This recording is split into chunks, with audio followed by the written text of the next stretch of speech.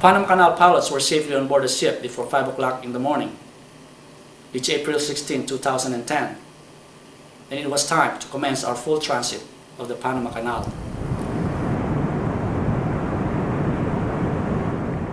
From the Pacific side, we approached the canal by cruising under the Bridge of the Americas.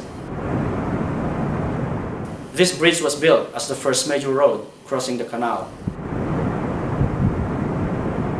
It is an important part of the Pan American Highway, carrying about 9,500 vehicles per day. The construction of the Panama Canal is one of the great engineering feats of the world. It is host to over 12,000 ships per year, or about 30 ships per day. In 1999, Panama received ownership and control of the canal from the United States.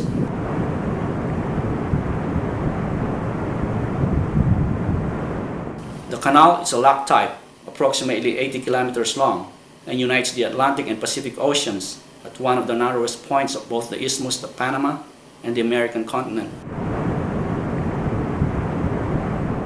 The ship headed for the first set of locks at Miraflores to be raised up 26 meters above the ocean level.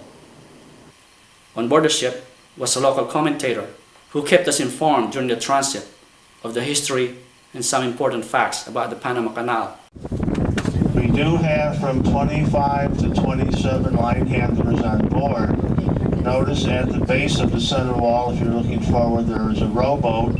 We'll see if they're going to bring out the ropes and cables with the rowboat, or if they're going to throw us the lines. And then these cables from the locomotives will be attached to our ship. Tolls are levied on a net tonnage basis to navigate the canal. This day, our cruise ship would cost around $330,000 to cross the canal, the highest toll paid by a cruise ship.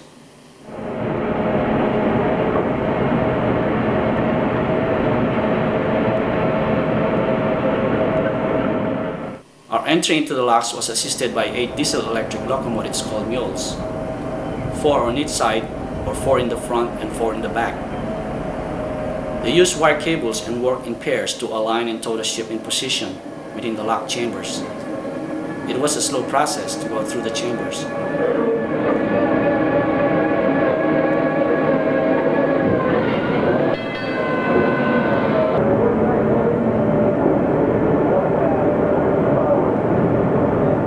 Once inside the chamber, the miter gates sealed the locks and we ascended to a higher ground. The chambers were flooded with water obtained from the Gatun Lake, and gravity drains the water to the lower levels. Approximately 197 million liters of fresh water are used for each lockage and ultimately flushed into the sea.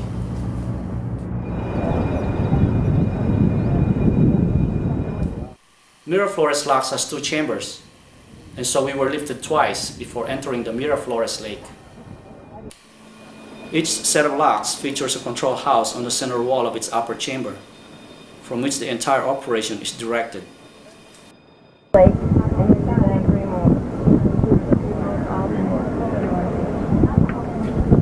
Transiting the canal was like watching a movie as it was being filmed.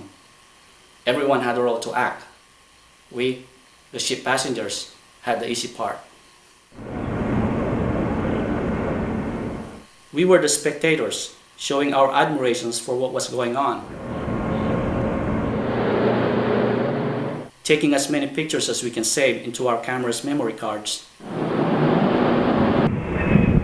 observing from the port and starboard sides of the ship, running to and from the front and rear, or climbing up and down the decks. We were all proud to be part of the experience transiting the canal.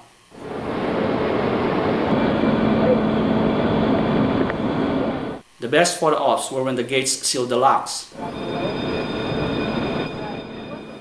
the ship being raised to a higher level, and then moving on through the locks assisted and towed by the locomotives. Each locomotive was manned and operated by a local.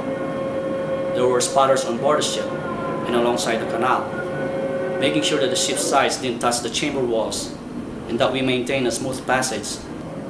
Amazingly, less than a foot gap was maintained as we were elevated in the chambers and as we crossed the locks.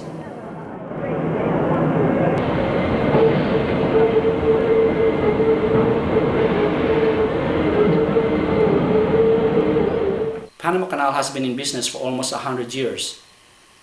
The gates were closed or opened by a mere 40 horsepower energy generated by the Gatun Dam near the end of the canal.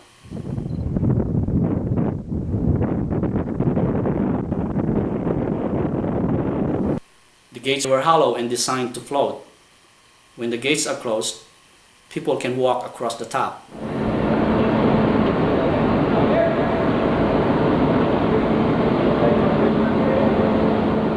Our cruise ship didn't let this transit go by without onboard photographers looking up to take our pictures.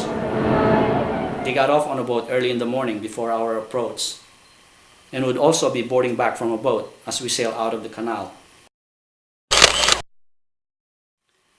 Some of us made up their posters to send messages like this one. It was a fun event.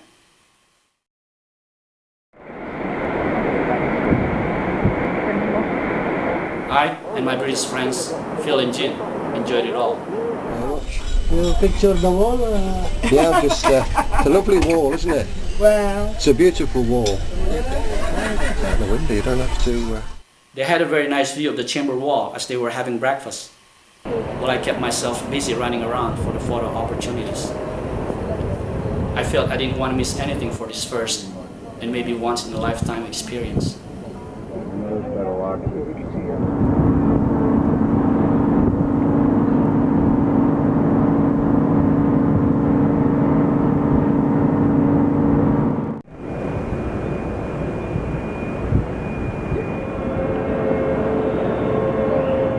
The second lock that we went through was the Pedro Miguel lock.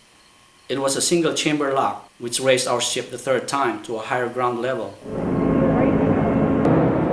Once clear of the lock, the mules were disconnected and we then commenced our scenic cruise along the Gatun Lake.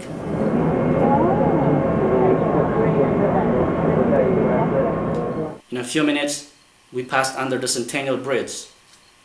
This is the second major bridge crossing the Panama Canal.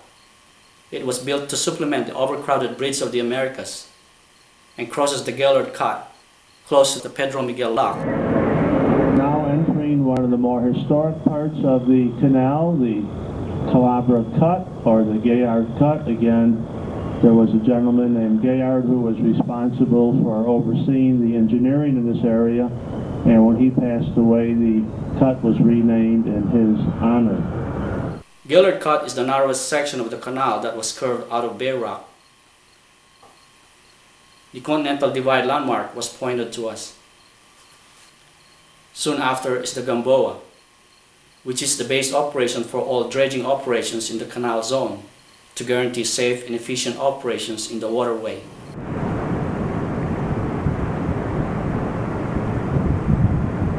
We navigated the Gatun Lake before arriving at the last set of locks, called the Gatun Locks. We observed several construction activities as we passed the Gatun Dam. The Panama Canal was being expanded by adding a third lane of traffic, which allows transit of longer and wider ships.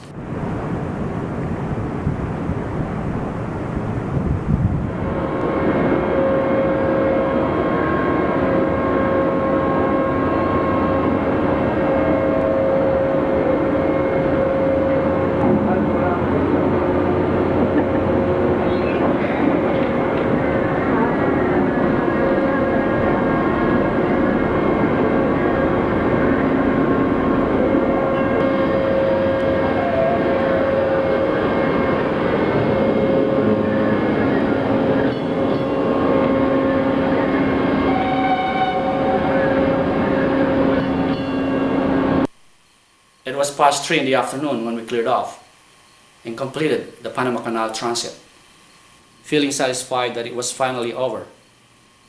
About 9 hours was how long it took us to finally be on our way for our next port of call. This experience was something I would never forget.